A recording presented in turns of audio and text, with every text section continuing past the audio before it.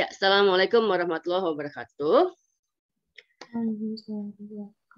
Hari ini kita akan melanjutkan pelajaran kita tentang sistem respirasi. Yang akan kita bahas adalah mengenai tekanan paru-paru, volume dan kapasitas paru-paru, kemudian ada gerakan udara non-respirasi, transport dan pertukaran gas. Kita lihat dulu bagian yang pertama, yaitu tekanan paru-paru. Nah, tekanan paru-paru sebelumnya juga sudah dibahas ya, bahwa ini hubungannya sama tekanan udara, tekanan atmosfer di mana kita tinggal di bumi gitu ya. Nah, ada 4 tekanan utama yang terkait dengan ventilasi. Ventilasi adalah udara keluar masuk paru-paru ya. Yang pertama adalah tekanan atmosfer. Ini adalah tekanan udara di luar di permukaan laut yang angkanya adalah 760 mm Hg. Nah, tekanan paru-paru yang tersisa dinyatakan relatif terhadap tekanan atmosfer. Jadi kalau kita ngebahas nanti tekanan paru-paru itu selalu dibandingkan dengan tekanan atmosfer, ya. Kemudian tekanan intraalveolar, berarti tekanan yang terdapat di dalam alveolus, di dalam gelembung paru-paru, gitu ya. Ini bervariasi tergantung udara keluar masuk di dalam alveolus itu, ya. Selama kita bernafas, narik nafas, inspirasi, nah, maka tekanan intraalveolar itu kurang dari tekanan atmosfer, gitu ya. Dan sebaliknya, ketika kita ekspirasi, maka tekanan intraalveolar lebih besar dari tekanan atmosfer. Pada saat istirahat, jadi kalau itu kayak ada jeda ya, istirahat sejenak, maka tekanan intraalveolar sama dengan tekanan atmosfer, kemudian dianggap 0. Jadi kalau sama dengan tekanan atmosfer dianggap 0 mm Hg gitu ya. Nah, jadi kalau nanti ada 0 mm Hg, nggak usah heran itu dibandingkan dengan tekanan atmosfer, berarti itu 760 gitu ya. Ada tekanan intrapleural. Jadi ini tekanan di antara 2 lapis pleura yang di dalamnya ada cairan pleura. Kemarin sudah dibahas ya. Nah, saat istirahat itu tekanan intrapleural adalah minus 4 mm Hg dari tekanan atmosfer atau 756 mm Hg. Ini juga bervariasi selama kita narik nafas dan menghembuskan nafas. Tetapi tekanan intrapleural itu selalu kurang dari tekanan intraalveolar. Jadi selalu lebih sedikit dibandingkan tekanan intraalveolar atau selalu negatif, yaitu kurang dari tekanan 760 mm Hg selama bernafas normal. Nah, tekanan intrapleural itu turun saat volume rongga dada meningkat, ya kan? Nah, ketika otot-otot itu menarik rongga dada, kemudian rongga dada terangkat gitu ya, maka tekanan intrapleural juga turun. Pleura visceral mendesak pleura parietal, kan ada 2 lapis ya, yang satu visceral, yang satu parietal. Nah, nilai negatif ini merupakan hasil tekanan dari kekuatan elastis yang diberikan pada ruang intrapleural oleh dinding dada dan paru-paru, kan yang satu kan nempelnya di dalam rongga dada, yang satu nempelnya di permukaan paru-paru. Nah, itu kan ada 2 lapisannya, tengahnya cairan pleural. Nah, itu tekanannya biasanya negatif. Kemudian ada tekanan transpulmonari. Jadi ini adalah tekanan atau perbedaan antara tekanan intrapleural dan tekanan intraalveolar. Perbedaan tekanan antara nomor 2 dan nomor 3. Nomor 2 dan nomor 3. Ya. Gaya ini bekerja pada dinding paru-paru dan menyebabkan paru-paru meluas, gitu ya. Oke. Nah, ini gambarnya nih. Nah, jadi ini adalah tulang atau rongga dadanya nih. Ya, ini rongga dadanya atau dinding sebelah dalam dari rusuk ya, tulang rusuk. Kemudian di bawah ini ada diafragma. Nah, dari diafragma, kemudian ini yang nempel pleura yang nempel sama rongga dada ini adalah pleura parietal. Kemudian yang nempel di paru-paru adalah pleura visceral. Kemudian di antara 2 pleura adalah rongga pleura. Nah, kemudian di dalam paru-paru ini adalah intrapleura, gitu ya, intrapleura. Nah, intrapleura ini dalam keadaan istirahat dia sama, tekanannya sama atmosfer 760 mm Hg atau kemudian kita anggap sama dengan 0 mm Hg. Sedangkan tekanan di dalam ruang pleura, intrapleural, itu kan katanya tadi selalu negatif. Biasanya negatif 4 ya pada saat istirahat. Jadi dia 756 mm Hg, 760 dikurangi 4, atau minus 4 mm Hg. Gitu ya. Ini sedangkan yang pulmonari di antara keduanya nih, di antara intra pulmonari dan kemudian dengan intrapleural ini di antaranya nih ya. Nah, itu namanya transpulmonari itu 760 mm Hg dikurangi 756 mm Hg. Jadi dia 4 mm Hg. Gitu ya. Ini perbedaan antara dalam sama luar. Bedanya 4 gitu ya. Bedanya 4 gitu ya. Nah, atau nih gini nih. Ini panah yang satu ini yang atas adalah intrapulmonari. Jadi ini di dalam paru-paru. Kemudian yang ada garis biru ini adalah di intrapleural. Nah, saat istirahat, maka tekanan intrapulmonari itu 760 mm Hg.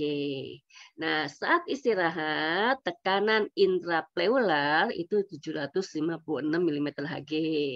Maka tekanan transpulmonarinya bedanya 4. Gitu ya. Nah, saat inspirasi, tarik napas.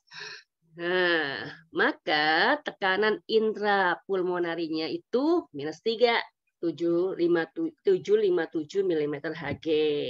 Sedangkan tekanan intrapleuralnya 754 atau -6. Itu saat inspirasi.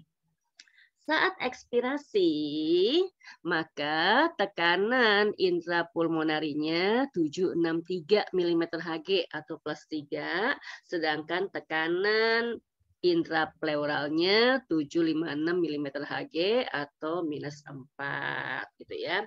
Kemarin udah ada kalimat atau kata-kata atelektasis. Nah, ini ketika ada gangguan nih ya di ruang pleura gitu ya. Nah, bisa jadi kemudian ruang pleuranya misalnya bocor, kemasukan air, atau ada darah di situ gitu ya. Maka kemudian ini kan jadinya intrapleuranya, jadi ini paru-parunya nih. Nah, ini adalah pleura visceral gitu ya. Ini adalah pleura parietal. Nah, ini kan ruangannya jadi lebar banget. Nah, itu bisa berdampak juga pada paru-paru yang kemudian mengecil. Jadi kalau paru-parunya juga misalnya ya orang ketembak gitu ya, ketembak nembus sampai paru-parunya kan bocor nih. Nah, ini kemudian terjadi kolaps ya, paru-parunya kolaps. Yang normal yang ini. Ya, tekanan di dalam paru-paru 760, tekanan di intrapleural 756. Nah, tekanan di atmosfer 760 juga. Nah, ini disebut dengan kolaps ya, paru-parunya kolaps. Itu tekanan di paru-paru. Nah, volume dan kapasitas paru-paru. Teknik untuk mengukur volume udara inspirasi dan ekspirasi namanya tekniknya spirometri. Nah, alat untuk menghitung itu tadi volume udara inspirasi dan ekspirasi namanya spirometer gitu ya. Nah, biasanya volume udara paru-paru terdiri dari banyak komponen gitu ya. Yang pertama adalah volume tidal. Ini kemarin udah kita bahas waktu kita ngitung itu ya. Volume tidal atau VT adalah volume udara yang bergerak keluar masuk paru-paru selama pernafasan normal, biasanya 500 ml ya. Nah, kemudian ada volume cadangan inspirasi VCI atau orang sering menyebutnya udara komplementer. Ini adalah volume maksimal udara yang dapat diinspirasi setelah inspirasi normal. Ini banyak, sekitar 3000 mili. Jadi kalau kita duduk nih, kamu tarik nafas, menghembuskan nafas, ya tarik nafas, menghembuskan nafas, itu 500 mili. Kalau mau maksain lagi, ambil sekuat-kuatnya, sedalam-dalamnya, itu volumenya bisa mencapai 3000 mili. Dan itu disebut VCI, atau udara komplementer. Nah, sebaliknya, ada yang namanya volume cadangan ekspirasi, VCE, suplementer. Ini volume udara maksimal yang bisa diekspirasi setelah ekspirasi normal. Jadi ketika kita menghembuskan nafas normal 500 mili, maka kita sebenarnya masih bisa menghembuskan lagi sekuat-kuatnya 1000 mili. Gitu. Kalaupun kita sudah sekuat-kuatnya menghembuskan nafas yang 1000 mili, di dalam paru-paru tetap ada yang namanya volume residu. ini adalah volume udara sisa setelah ekspirasi maksimal sekitar 1.200 mili. Kan nggak mungkin ya udara yang di alveolus keluar semua. Nanti alveolusnya kempes-kempes dong gitu ya. Jadi walaupun kita sudah sekuat-kuatnya menghembuskan nafas, tetap masih ada VR, volume residu gitu ya. Nah, kemudian selain volume ada kapasitas. Kalau kapasitas itu jumlah 2 atau lebih volume paru-paru. Nah, ada kapasitas inspirasi, KI. Ini adalah volume tidal ditambah volume cadangan inspirasi. Tadi volume tidal itu 500, VCI itu 3.000. Jadi sekitar 3.500 ya. Volume maksimum udara yang dapat terinspirasi setelah ekspirasi normal. Jadi kalau kita udah menghembuskan nafas 500, kita bisa menarik sekuat-kuatnya 3.500 mili. Kapasitas residu fungsional KRF ini volume cadangan ekspirasi ditambah volume residu. Ya, ini udara sisa di paru-paru setelah ekspirasi normal. Ini 1.000, ini 1.200. Oke ya, 2.200. Kapasitas vital KV. Volume tidal tambah VCI sama VCE 500, VCE 3.000, VCE 1.000 gitu ya, sekitar 4.500. Kapasitas paru-paru total, ini semuanya dijumlahkan ya. Ini KV sama satu lagi kurang kan? Nah, ini ya. Nah, jadi ini adalah VT, VCI, VCE tambah VR. Tambah lagi 1.200, jadi kurang lebih 5.700. Tentunya angka-angka ini tidak harga mati ya, setiap orang pasti punya kapasitas paru-paru sendiri-sendiri. Ini adalah umum. Nah, kalau umum itu kadang-kadang itu pakai buku textbook yang asalnya dari Amerika kayak gitu ya, maka kemudian kalau di orang Indonesia mungkin lebih kecil dari ini, kecuali orang-orang yang kayak atlet gitu ya, mereka punya sistem latihan sendiri sehingga kadang dia punya kapasitas paru-paru yang lebih besar daripada orang-orang yang tidak olahraga gitu ya, maka olahraga itu penting. Nah, ini adalah spirografik seseorang laki-laki ya, dewasa, laki-laki dewasa ya. Jadi ini namanya spirografik. Nah, ini angka 0 sampai 6.000. Nah, ini ada di 2.000 sampai 3.000 nih ya. Nih, ini 500 yang kuning. Ini adalah volume tidal. Kemudian ini sampai di sini, ini adalah volume cadangan inspirasi, VCI sekitar 3.100. Ya. Kemudian ini yang biru di bawah, ini volume cadangan ekspirasi 1.200, kemudian volume residu 1.200. Nah, dari grafik spirografik ini, maka kalau kita jumlah semuanya nih dari volume tidal sampai VCI itu namanya kapasitas inspirasi, ya kan? 3.600. Kemudian dari VCE tambah VR ini adalah kapasitas residu fungsional 2.400. Kapasitas vital paru-paru itu dimulai dari VCE, VT, VCI 4.800, sedangkan volume totalnya ini semuanya dijumlah ya, sekitar tambahkan ini ya. Nah, pada seorang laki-laki ini kira-kira 6.000 mili. Nah, ini juga angka-angka yang biasa terjadi. Ini ada perbandingan antara laki-laki sama perempuan, gitu ya. Laki-laki sama perempuan beda, ya, beda dikit lah, gitu. Kecuali si perempuan ini benar-benar atlet tangguh, gitu ya, udah latihan setiap hari, maka dia kapasitasnya bisa lebih dari laki-laki bahkan, gitu ya. Nah, kemudian spirometri ini bisa digunakan juga untuk melihat apakah seseorang mengalami gangguan pada alat pernafasannya atau enggak, gitu ya. Nah, ini adalah alat spirometrinya, gitu ya. Ini ada hidungnya ditutup. Karena kalau mau nampung udara yang dari hidung agak susah, lubangnya 2 ya, jadi nampungnya dari mulut sama ya. Nah, ini adalah kemudian ditiup gitu, nanti ini tabung ini bisa naik, bisa turun. Nah, naik turunnya itu kemudian tergambarkan pada grafiknya, spirogramnya gitu ya. Dia ada kertas kayak orang periksa jantung juga begitu ya, ada kertas kemudian dia bisa terlihat di sini grafiknya ya. Ada dua gangguan pernafasan, gangguan paru-paru obstruktif dan gangguan paru-paru restriktif, gitu ya. Yang obstruktif itu biasanya grafiknya memperlihatkan peningkatan ke kapasitas paru-paru total, kapasitas residu fungsional, ya, volume residu, gitu ya. Biasanya karena paru-parunya meluas, ya, meluas biasanya karena sakit bronkitis kronis, asma, atau emfisema. Atau satu lagi yang kebalikannya, gangguan paru-paru restriktif. Ini memperlihatkan penurunan dari normal kapasitas paru-parunya. Jadi FVC-nya turun, TLC-nya turun, VRC-nya turun, gitu ya. Biasanya orang-orang yang menderita TBC atau penyakit fibrosis. Nah, gitu.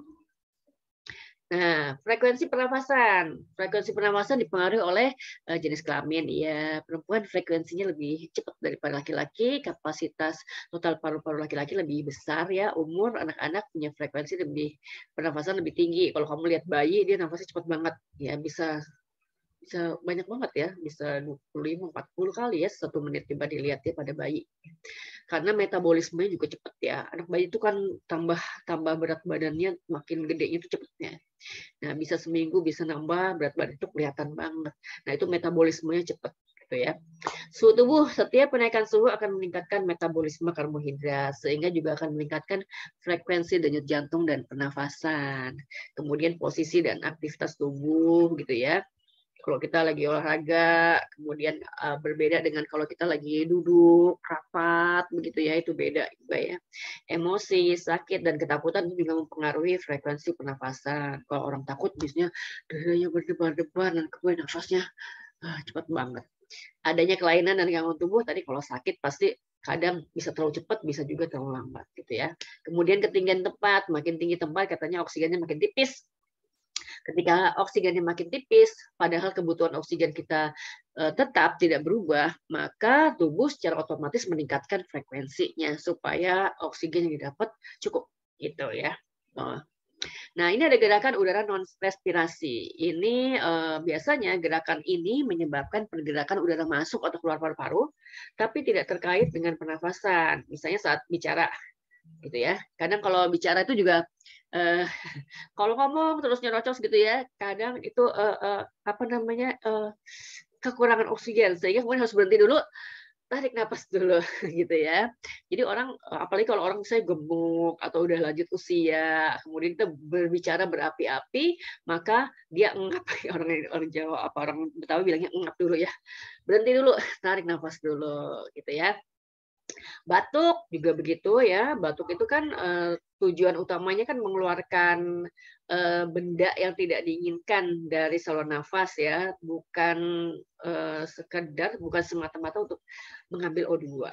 Bersin juga begitu, menangis, tertawa, cegukan, menguap, dan manuver falsafah. Kita udah pernah bahas ini ya. Ini adalah ketika kita mengambil nafas dalam-dalam, kemudian tahan, otot perutnya kontraksi. Nah, ini akan meningkatkan tekanan dalam rongga perut, misalnya saat pipis, saat BAB, saat melahirkan, saat mengangkat benda berat, tuh manuver falsafah. Nah, ini beberapa gerakan udara non respirasi, misalnya batuk. Sebelum batuk itu akan tarik napas dulu, gitu kan ya. Tarik napas dulu dalam-dalam, kemudian glotisnya tertutup. Nah, kemudian udara mengalami tekanan kuat dari paru-paru, kemudian melewati glotis, glotisnya terbuka tiba-tiba, kemudian udara akan melewati dengan cepat. Nah, jadi ya dia bisa melempar partikel-partikel asing atau mukus dari daerah alat respirasi yang lebih rendah ke saluran yang lebih tinggi, gitu ya. Bersin, mirip-mirip dengan batuk, ya. Tapi dia ada effortnya lebih gitu ya, lebih kuat lagi.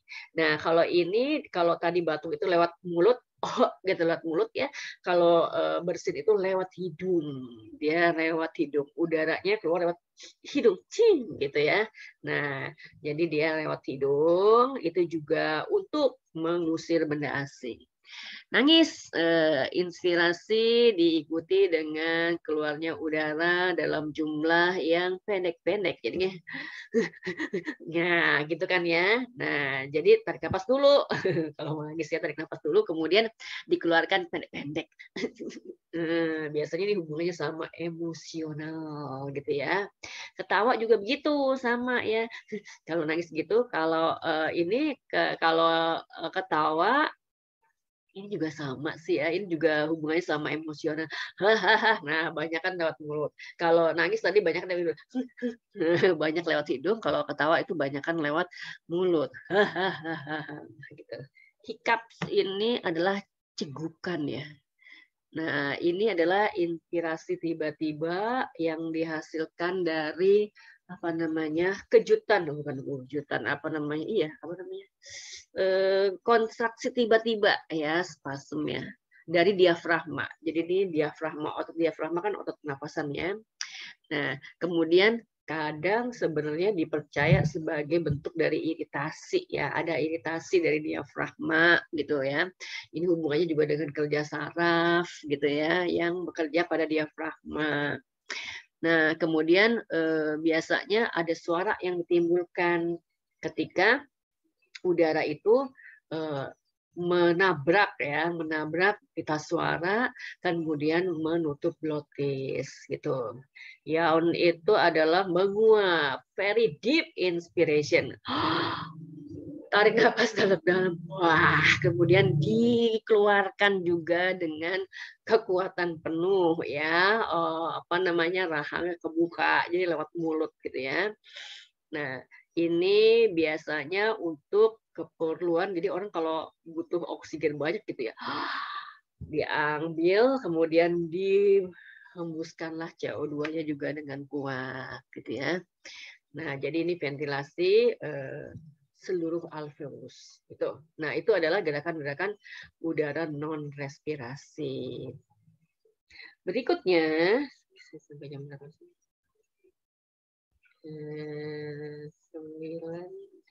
10.45. Oke.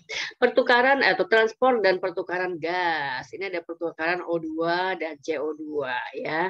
Kita kenal kemarin ada respirasi luar, ada respirasi dalam. Respirasi luar itu terjadi di paru-paru, alveolus dan pembuluh darah, antara alveolus dan pembuluh darah, udara di alveolus dengan udara di pembuluh darah.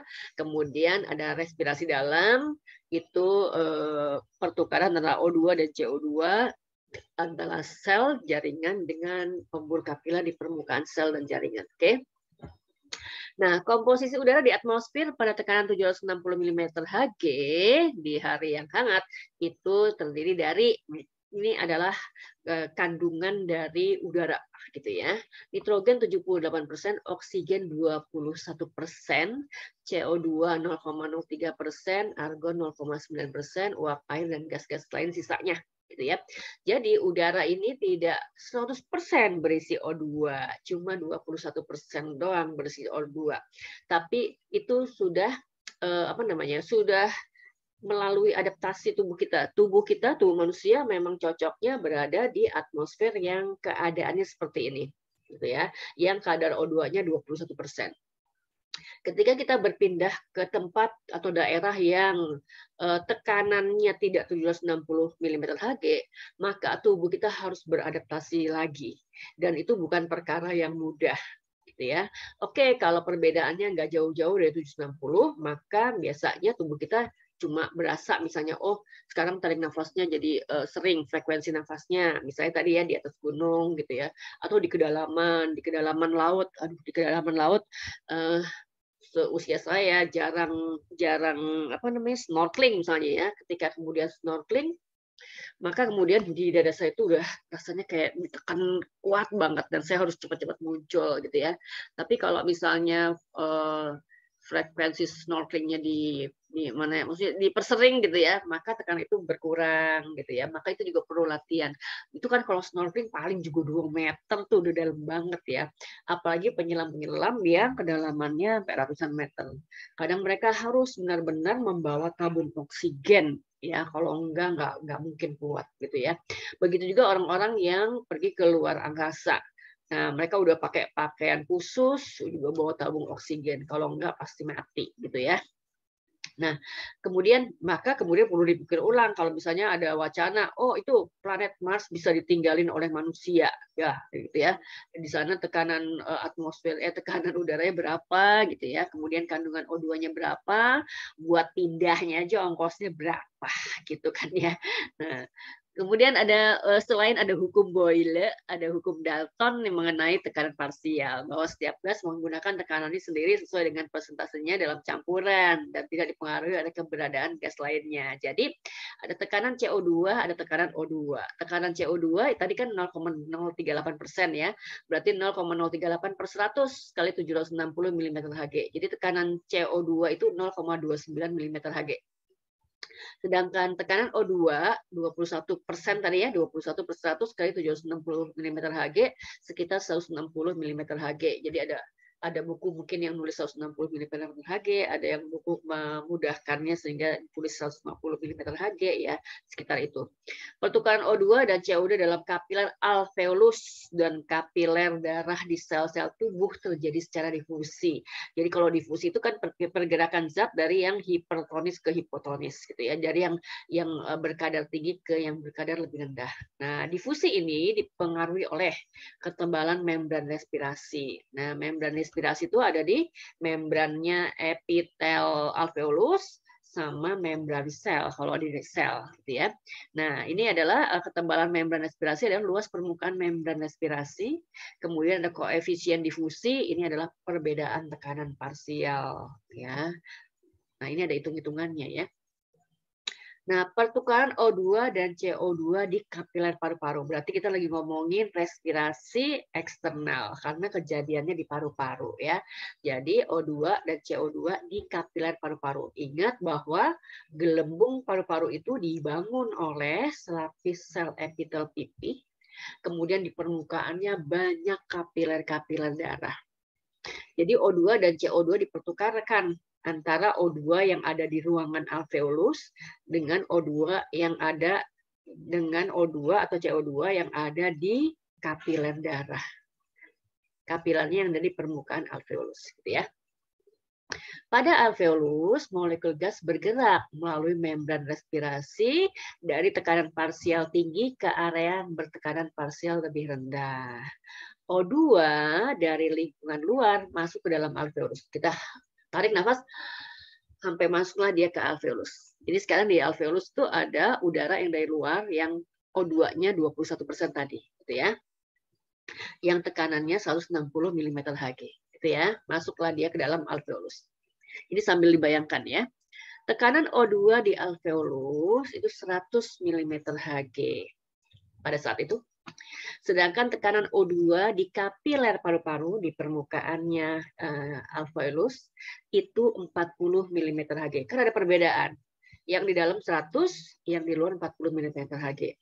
Sehingga O2 berdifusi dari alveolus ke kapiler darah. Dari 100 pindah ya ke 100 mm Hg ke 40 ke yang 40 mm Hg. Kan membanyakan yang 100 gitu ya. Nah, jadi mengalirlah O2 dari alveolus menuju ke kapiler darah di permukaan alveolus. Itu kejadiannya di paru-paru. Gitu ya. Pada saat itu, tekanan CO2 di alveolus, tekanan CO2 di alveolus, tekanan CO2 di alveolus 40 mm Hg. Berarti ketika kita menghirup udara itu 100 mm Hg itu O2, 40 mm Hg itu CO2. Sedangkan tekanan CO2 di kapiler paru-paru 46 mm Hg. Beda kan ya? Gedean banyakan yang di kapiler paru-paru. Sehingga CO2 kemudian mengalir berdifusi dari kapiler darah menuju alveolus paru-paru. Gitu ya. Jadi O2-nya dari alveolus menuju kapiler darah, CO2-nya dari kapiler darah menuju alveolus. Kemudian dihembuskan keluar. Gitu ya. Oke. Paham ya? Nah, sekarang pertukaran O2 dan CO2 di sel tubuh. Ini respirasi internal. Yang tadi ini respirasi eksternal. Gitu ya, tolong dipahami. Nah, jadi CO2 yang tadi 100 mm Hg ini pindahkan dia ke kapiler paru-paru gitu ya. Kemudian diangkut oleh darah ke seluruh tubuh sampailah dia ke sel dan jaringan. Gitu ya. Jadi dari awal yang cerita sebelumnya ini, maka tekanan O2 di arteri itu 100 mm Hg. Tekanan CO2-nya 40 mm Hg. Sorry. Nih ya. Nah, nih. Nih. Ini CO2. Aduh, sorry. Ini CO2 ya. CO2 nih. Oke. Nah, salah penunjuknya yang ini. Nah, ini sama ini. Ya. Oke. Nah, perbedaan tekanan parsial tersebut menyebabkan terjadinya pertukaran O2 dari arteri ke sel tubuh, sebaliknya CO2 mengalir dari sel tubuh ke darah. Nah, sekarang tukeran. Ketika O2 itu banyak di arteri sampai ke sel dan jaringan, di sel dan jaringan itu tekanan O2-nya lebih rendah. Maka kemudian mengalirlah O2 dari arteri ke sel tubuh. Sebaliknya, CO2 di sel tubuh lebih tinggi dibanding dengan di pembuluh darah. Sehingga kemudian mengalirlah CO2 dari sel tubuh ke pembuluh darah. Gitu ya. Ini benarnya O2 ya. CO2 sama O2. Gitu ya. Nah, atau begini ya. Nah, ini waktu udara masuk, kita hirup. Tekanan O2 159 mm Hg ya, dekat-dekat 160 lah gitu ya. Tekanan CO2 0,3 mm Hg. Masuklah dia ke dalam alveolus. Nah, di dalam alveolus tekanan O2 104 mm Hg, dekat-dekat 100 tadi ya contohnya ya. Tekanan CO2 40 mm Hg. Maka O2 masuklah dia ke pembuluh darah, nih ke arteri. Nah, jadi ini yang merah ini adalah gambar dari darah yang teroksigenasi. Darah yang banyak mengandung oksigen. Nah, mengalir dia, tekanan O2-nya 95 mm Hg, tekanan CO2-nya 40 mm Hg. Nah, sampailah dia di jaringan, di sel dan jaringan. Nah, di sel jaringan tekanan O2 itu 40 mm Hg, tekanan CO2-nya 46. Maka mengalirlah nih yang 95 ini ke dalam. Nah, maka CO2 yang banyak ini mengalirlah keluar. Nah, diangkut di pembuluh vena. Yang biru ini adalah darah yang terdeoksigenasi. Darah yang terdeoksigenasi. Jadi oksigennya dikit gitu ya. Nah, di vena ini tekanan O2 40 mm Hg. Tekanan CO2 46 mm Hg. Jadi kalau lihat di angka ini, maka darah di vena itu masih ada O2-nya, masih gitu ya. Cuma lebih sedikit. Kalau di arteri itu 95 tekanannya, kalau di sini 40 mm Hg. Tapi masih ada gitu ya.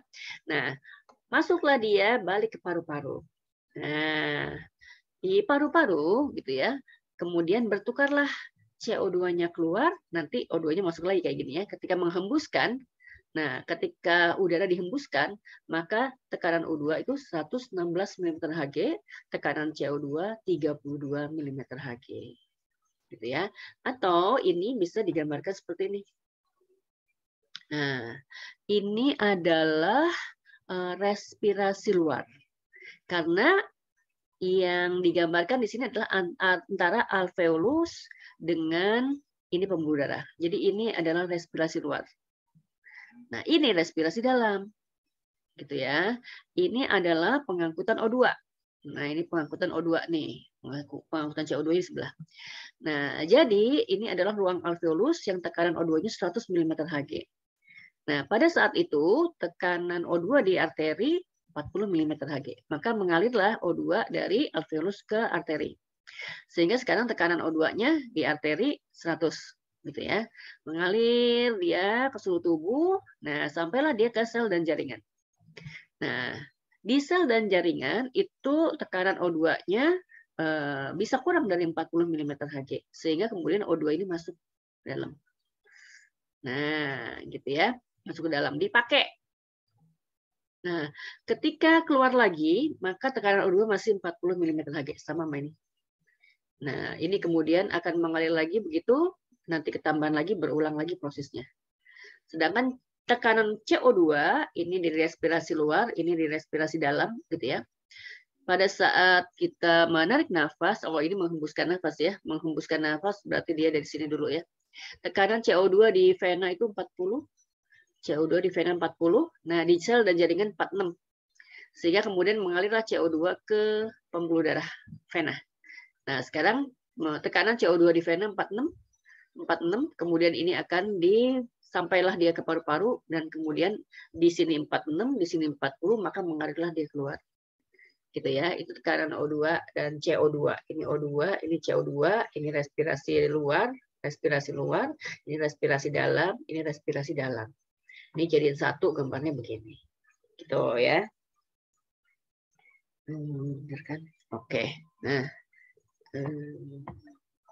kita lihat dulu. Respiration serves as a means for the body to exchange gases with the atmosphere via the blood. Respirasi luar ya. The partial pressure of oxygen, PO2, in the air in the alveolar spaces in the lungs is greater than the PO2 in the blood, so oxygen diffuses into red blood cells from air in the lungs. Also, the partial pressure of carbon dioxide, PCO2, in the air in the lungs is less than the PCO2 in the blood. So carbon dioxide diffuses out from red blood cells and into the air in the lungs. Oxygen-rich blood is carried through pulmonary veins to the heart and then pumped through systemic arteries to the body. The PO2 in the blood is higher than the PO2 in the body tissues, so oxygen diffuses out from red blood cells at the body tissues. Also, the PCO2 in the blood is lower than the PCO2 in the body tissues, so carbon dioxide diffuses into red blood cells there. Oxygen-poor blood is carried through systemic veins back to the heart and is pumped through pulmonary arteries to the lungs, where gas exchange again replenishes the blood with oxygen and removes carbon dioxide. Oke. Begitu ya penjelasannya ya. Semoga jelas, nanti diulang-ulang bacanya ya. Nah, sekarang bagaimana oksigen itu diangkut? Nah, transport oksigen. Oksigen diangkut dengan dua cara oleh darah ya. Sejumlah kecil O2, 1,5%-nya diangkut dalam plasma sebagai gas terlarut. Jadi O2 ada dalam plasma darah sebagai gas terlarut cuma 1,5% aja. Sebagian besar O2, sisanya ya 98,5% dibawa dalam sel darah merah. Bedakan antara plasma sama sel darah merahnya ya. Jadi sebagian besar diangkut oleh eritrosit. Diikat oleh protein hemoglobinnya membentuk HbO2. Ini disebut senyawanya oksihemoglobin. Ya. Jadi sebagian besar O2 diangkut dalam bentuk HbO2. Sebagian kecil larut dalam plasma darah. Ya. Kemampuan hemoglobin untuk mengikat O2 dipengaruhi oleh tekanan parsial oksigen. Ya kan tadi udah dibahas ya. Semakin besar tekanan parsial oksigen dalam darah, semakin mudah oksigen akan terikat di dalam Hb. Ya. Faktor-faktor berikut dapat menurunkan daya ikat Hb terhadap O2 dan menghasilkan pergeseran kurva disosiasi HbO2 ke kanan. Ini reaksi kimia ya, Hb plus Hb plus O2, HbO2 ya, kiri kanan bolak-balik kan gitu ya. Nah, misalnya peningkatan suhu ini bisa menurunkan daya ikat Hb terhadap O2. Peningkatan tekanan parsial CO2 juga begitu. Peningkatan keasaman, menurunnya pH darah gitu ya. Nah, ini juga menurunkan kekuatan atau daya ikat Hb untuk O2. Nah, ini disebut dengan efek Bohr. Nah, ini terjadi ketika H+ berikatan dengan Hb. Jadi HHB ya disebutnya ya. Nah, jadi ketika itu Hb-nya mengikat H+, bukan mengikat O2 ya. Berikutnya adalah peningkatan BPG atau bifosfogliserat. dalam sel darah merah. Ini dihasilkan dalam sel darah merah senyawa ini ketika sel menghasilkan energi dari glukosa. Ini akan dibahas di kelas 12 ya. Sekarang asal tahu aja begitu dulu. Itu beberapa faktor yang bisa menurunkan daya ikat Hb terhadap O2. Itu. Dalam satu molekul Hb ada 4 sisi pengikatan O2. Sehingga jumlah molekul O2 yang bisa diikat oleh satu molekul Hb berkisar antara 0 sampai 4. Jadi bisa aja Hb itu tidak mengikat O2, bisa aja cuma satu yang diikat, bisa 2, bisa 3, atau bisa lengkap 4 gitu ya.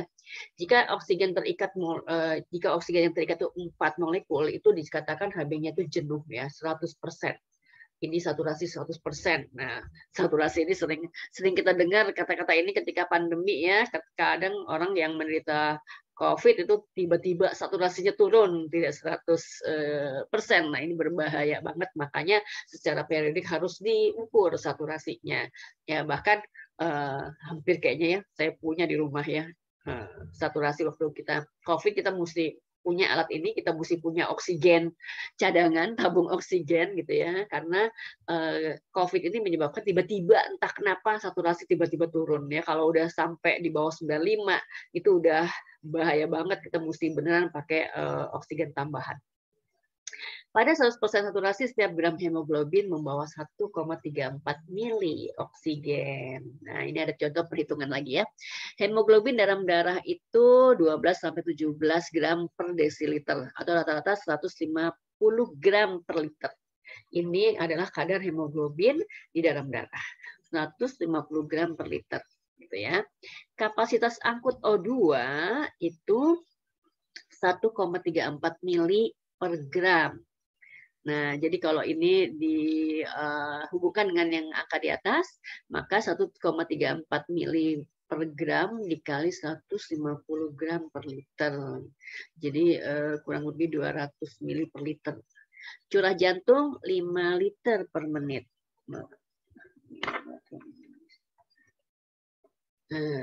Ya, curah jantung itu 5 liter per menit, 5 liter per menit ya. Kita udah pernah ngitung curah jantung juga ya, dalam 1 menit itu darah dipompa oleh jantung berapa banyak, kurang lebih 5 liter ya. Persediaan darah 5 liter per menit kali 200 mili O2 per liter, jadi 1000 mililiter O2 per menit. Nah, jaringan membutuhkan 250 mili O2 per menit. Sehingga dalam kondisi istirahat, darah vena masih 75% jenuh. Jadi tadi saya juga bilang bahwa di vena itu bukan berarti darahnya tidak mengandung O2, tapi masih mengandung O2, bahkan 75%-nya gitu ya. Kalau di arteri misalnya 100%-nya, maka di vena itu masih 75%-nya mengandung O2 gitu. Contoh perhitungan yang kedua, itu tadi yang satu ya. Berarti nanti ada perhitungannya di ulangan. Bila tekanan udara 750 mm Hg, sedangkan tekanan O2 100 mm Hg, dari mana ini 150 per 5 kan 20% ya, kurang lebih segitu. Tekanan O2 di arteri 100 mm Hg, tadi sudah dibahas 100 ya. Tekanan O2 di jaringan 40 mm Hg. Jadi ini diketahui. Setiap 100 cc darah bisa mengangkut 19 cc O2. Tekanan O2 di vena 40 mm Hg, setiap 100 cc darah mengandung 12 cc O2. Ini di arteri ada 19 cc O2, di vena 12 cc O2. Maka O2 yang sampai ke jaringan berapa? Kan gampangnya, begitu arteri mengalir, dia mengandung 19 cc O2, ke vena itu, kalau vena kan dia udah selesai, dia keluar dari sel dan jaringan masih ada 12 cc O2, berarti yang ditinggal di jaringan adalah 7, 19 dikurangi 12 gitu kan ya, per 100 mili. Jadi kalau darahnya 5 liter, maka berapa yang disampaikan O2 sekali beredar gitu ya, berarti 5.000 liter 5.000 per 100 kali 19 dikurangi 12 cc, 350 cc O2 dalam satu kali beredar. Gitu ya. Itu yang sampai ke sel dan jaringan. Gitu ya. Mungkin nanti diketahui angka-angka ini diubah sehingga suruh nyari juga ini itu kan mudah ya, kalau di biologi hitung-hitungannya kan nggak susah. Ya. Oke. Anemia adalah penurunan daya dukung O2 darah. Suplai O2 ke jaringan tidak sesuai kebutuhan sehingga mudah lelah, lemes gitu ya. Nah, di dalam paru-paru HB mengikat O2 sampai jenuh ya. Tekanan O2 di jaringan lebih kecil dari tekanan udara di paru-paru. Karena apa? Karena sel tubuh terus-menerus menggunakan O2 untuk respirasi. Jadi tekanan O2 di jaringan O2-nya kepake terus gitu ya. Aliran darah yang bergerak ke jaringan mengalami tekanan O2 lebih rendah, kemudian HB akan melepas kurang lebih 37% O2-nya. Bila olahraga, otot melepas CO2 dan asam laktat, HB melepas lagi kurang lebih 20% tambahan O2-nya. Pelepasan O2 oleh HB lebih mudah dalam suasana asam. Nah, kemudian ada H2CO3 yang membuat darah semakin asam, itu dari proses pernafasan kita ya. Sehingga O2 banyak dilepas. Jadi kalau di dalam darah itu ada H2CO2, H2CO3 banyak, maka kemudian itu membuat darah melepas lagi O2-nya, gitu ya. Pengikatan atau pelepasan O2 dipengaruhi oleh kadar O2, kadar CO2, dan tekanan O2, ya. Sedangkan untuk pengangkutan CO2, nah tadi kan pengangkutan O2, pengangkutan CO2 nih ya, agak kebalikan dari O2. Sejumlah kecil CO2, 7%-nya ditransfer dalam plasma sebagai gas terlarut. Tadi juga begitu sebenarnya di O2 juga diangkut sedikit aja di plasma gitu ya. Ini CO2 7%-nya diangkut dalam plasma, 23%-nya diikat HB, 23%-nya diikat HB dalam sel darah merah, membentuk HbCO2 atau karbaminohemoglobin. CO2 berikatan dengan globin dari hemoglobin, bukan berikatan dengan besinya, berikatan dengan globin dari hemoglobin, bukan dengan besinya. Oke, sekitar 70%-nya diangkut sebagai ion bikarbonat terlarut, HCO3- dalam plasma. Jadi di plasma itu ada CO2 yang larut dalam bentuk CO2, ada HCO3- atau ion bikarbonat terlarut. Gitu ya. Jadi sebagian besar CO2 itu diangkut di plasma. Sebagian kecil, seperempatnya aja ya, diangkut dalam sel darah merah. Nah, tapi yang sebagian besar diangkut dalam plasma itu ada dua bentuknya. Satu dalam bentuk CO2, 7% aja. Yang HCO3- itu 70%-nya. Gitu ya. Itu bedanya dengan pengangkutan O2. Gitu ya. Nah, reaksinya CO2 plus H2O ini adalah limbah ya. Nah, ini kemudian membentuk H2CO3, kemudian dia terurai menjadi H+ dan HCO3-. Nah, jadi di dalam plasma darah ada HCO3-, ada H+, gitu ya. Nah, reaksi pembentukan H2CO3 dapat berlangsung sangat lambat di plasma darah, tapi berlangsung sangat cepat di eritrosit. Jadi di eritrosit itu juga bisa berlangsung ya, karena di eritrosit itu ada enzim. Enzimnya adalah karbonat anhidrase, gitu ya. Reaksi dapat terjadi dua arah tergantung konsentrasi senyawa. Jika konsentrasi CO2 tinggi, reaksi berlangsung ke kanan, dan jika CO2 rendah, maka reaksi berlangsung ke kiri. Kan ada kesetimbangan ya. Nah, di dalam sel darah merah, Hb lebih banyak mengikat H+. Di dalam sel darah merah, Hb lebih banyak mengikat H+. Jadi H+-nya ini, nah ini kemudian akan diikat oleh Hb. Maka H+-nya ini banyaknya di eritrosit, gitu ya. Ya, menyebabkan efek Bohr, sedangkan H+ tersisa berdifusi kembali ke dalam plasma sehingga mengurangi sedikit pH plasma. Nah, ion HCO3- berdifusi kembali ke dalam plasma juga, iya. Untuk menyeimbangkan peningkatan muatan negatif yang memasuki plasma.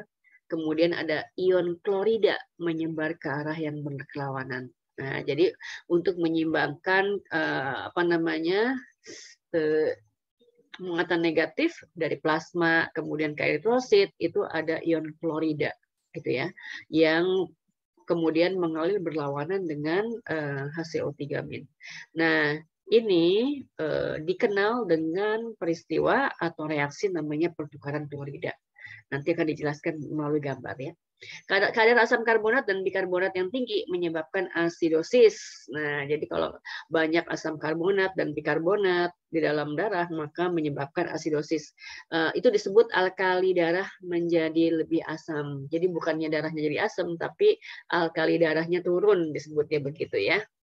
CO2 yang tinggi memacu saraf pusat pernafasan untuk merespon dingin pada kulit. Jadi kalau kadar CO2 lebih tinggi di dalam darah, maka kita merasa dingin gitu ya. Bahkan bisa kebiru-biruan gitu. Nah, ini dia nih.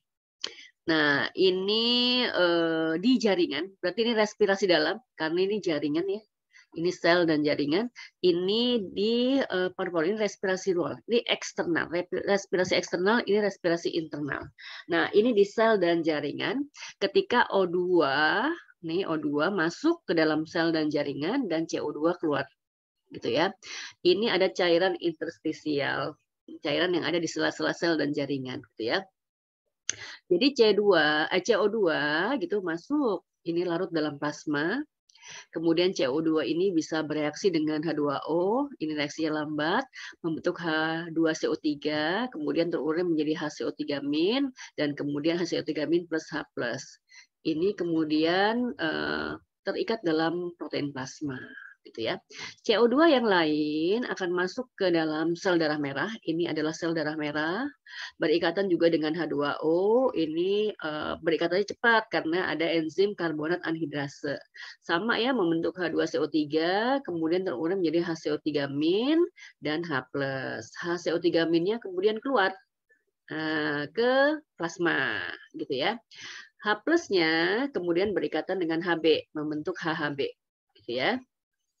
CO2 yang lain yang masuk juga ke dalam eritrosit akan berikatan dengan Hb, membentuk HbCO2, karbaminohemoglobin.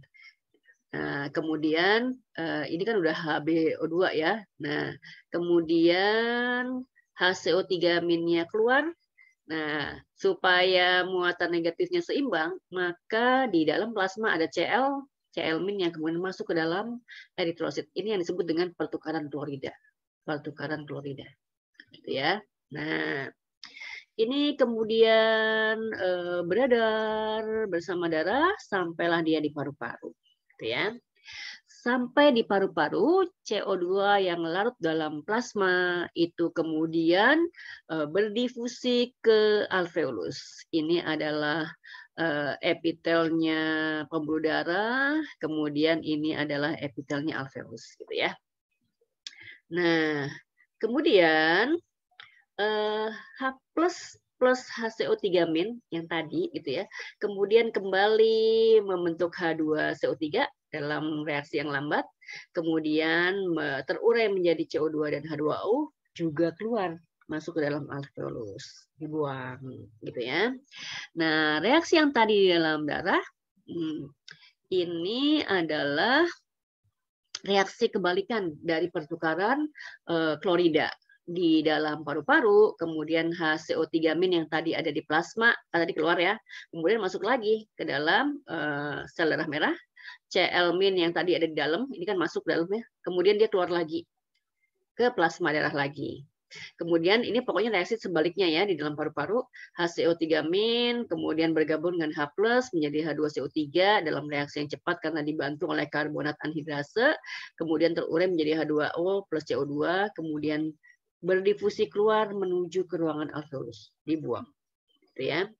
Nah, begitu juga karbaminohemoglobin kemudian akan terurai kembali menjadi Hb plus CO2. CO2-nya berdifusi keluar masuk ke dalam alveolus kemudian dibuang. Sebaliknya, O2 yang dari alveolus ini kemudian masuk ke dalam, sebagian akan ke dalam eritrosit menjadi HBO2 plus H+, plusnya akan masuk ke sini ya. Sedangkan O2 yang lain akan larut di dalam plasma darah, masuk juga ke pembuluh darah. Gitu prosesnya ya.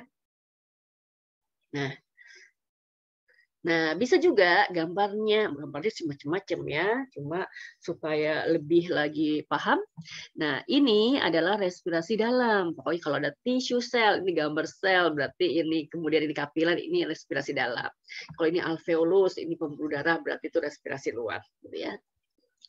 Ini adalah di sel dan jaringan. Kalau di sel dan jaringan berarti limbahnya sel dan jaringan CO2 itu kemudian diangkut masuk ke pembuluh darah, gitu ya. O2-nya dari darah masuk ke dalam sel dan jaringan untuk dipakai oksidasi ya. Nah, ini CO2 yang larut dalam plasma, kemudian CO2 yang kemudian diikat oleh Hb, kemudian ya ini CO2 yang juga bisa masuk ke dalam eritrosit gitu ya. Nah, ini reaksi sama yang tadi ya, CO2 plus H2O. Ini ada enzim karbonat anhidrasenya menjadi H2CO3, kemudian H2CO3 akan terurai menjadi H+ plus HCO3- gitu ya. Kemudian H plusnya akan bergabung dengan hemoglobin jadi HHB gitu ya. Kemudian ada pertukaran klorida pada respirasi dalam, H2CO3- menuju plasma, Cl- dari plasma menuju sel darah merah. Kalau misalnya pada respirasi luar, kebalikannya, HCO3- yang dari plasma itu akan masuk ke dalam sel darah merah, dan Cl- yang dari sel darah merah menuju plasma darah. Gitu ya. Nah, jadi ini yang disebut dengan pertukaran Cl, ya, pertukaran klorida. Tuh. Nah, hari ini